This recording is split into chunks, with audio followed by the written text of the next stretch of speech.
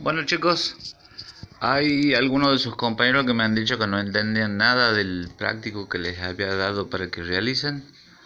Bueno, esta es la idea, mandarles un apoyo a eso que he escrito como parte teórica y práctica de lo que constituye el trabajito de ustedes. ¿Cuál es la idea central? La noción de función. Pero para tener noción de función hay que tener noción de par ordenado. ¿Qué es un par ordenado? Es un conjunto de dos elementos. Ojo que esos elementos por lo general son números reales. Nosotros vamos a ver como números reales.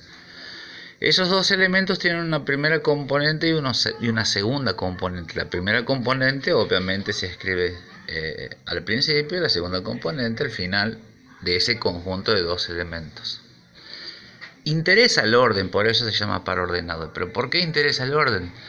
Porque por lo general decir AB no es lo mismo, o sea, es distinto que decir BA. Y eso después lo van a ver más claro.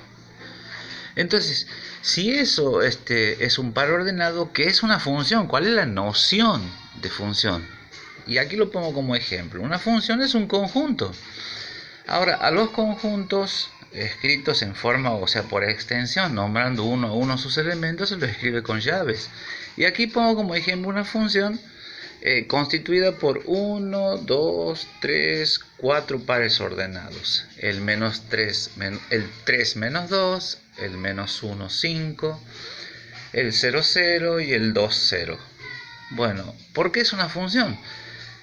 Porque es un conjunto de pares ordenados donde no se repite la primera componente. Fíjense la primera componente. 3, menos 1, 0, 2. No se repite la primera componente. Y cuando la primera componente no se repite, diremos que estamos en presencia de una función. Esa es la noción de función. Ahora, dentro del tema función se pueden sacar algunos conceptos como importantísimos, por supuesto, como lo que es dominio de la función. Y aquí estamos con este ejemplo. ¿Qué es el dominio de la función? Es el conjunto formado por las primeras componentes de los pares. Miren las componentes: 3, menos 1, 0 y 2. Entonces, ¿quiénes son las componentes? 3, menos 1, 0 y 2. Ahora, el recorrido de la función es el conjunto formado por las segundas componentes. ¿Y quiénes son las segundas componentes? Menos 2, 5, 0 y 0. Entonces escribo menos 2, 5 y 0. Obviamente que aquí no se repiten los elementos. Yo no puedo poner 0 y otra vez 0. Eso es un convenio, o por convención matemática, en un conjunto no se repiten los elementos. Ahora bien, algo para tener en cuenta. Supongamos que el par XY pertenece a la función f, se llama la función f. ¿Qué vamos a decir? Se dice que y es la imagen de x. ¿Y cómo se escribe eso? Y es igual a f de x. Entonces, ¿qué quiere decir esto? Y es la imagen de x por f. Entonces, cada vez que leamos esto, eso significa imagen de x. Imagen de x es y, o y es igual a f de x, o y es la imagen de x. Ejemplo, ya que estamos con la función f, aquí dice, la imagen del 3 por la función f es menos 2. Y miren aquí, la imagen del 3 por la función f es menos 2. Entonces, también por convenio, hemos visto que los pares, obviamente son dos elementos. Esos dos elementos pueden ser representados en el plano cartesiano. El plano cartesiano es un plano definido por dos ejes de coordenadas cartesianas, el eje X y el eje Y. Supongamos que tengo el par XY que pertenece a la función. La primera componente X se va a ubicar en el eje horizontal, el eje de las abscisas, y la segunda componente Y se ubica en el eje de las ordenadas. Ahí está Y. Entonces el par XY es representado por ese punto en el plano, y aquí tengo X y aquí tengo Y, y como Y es la imagen de X, yo puedo poner y igual a f de x o f de x igual a y. Seguimos hablando de eso. Miren aquí. Ahora hablando de regla de correspondencia. También he hablado de regla de correspondencia. ¿Qué es esto? Pero primero veamos algo más general, qué sé yo. Se trata de lo siguiente. Cuando uno define una función, tiene que tener bien claro quién es el dominio de esa función y quién es el segundo conjunto. Es decir, en el dominio están los elementos X y en el segundo conjunto están las imágenes de esos elementos. Así como en el ejemplo, este primer elemento es del dominio, en el segundo conjunto están las imágenes de esos elementos. Entonces, esta es la mejor manera de definir una función.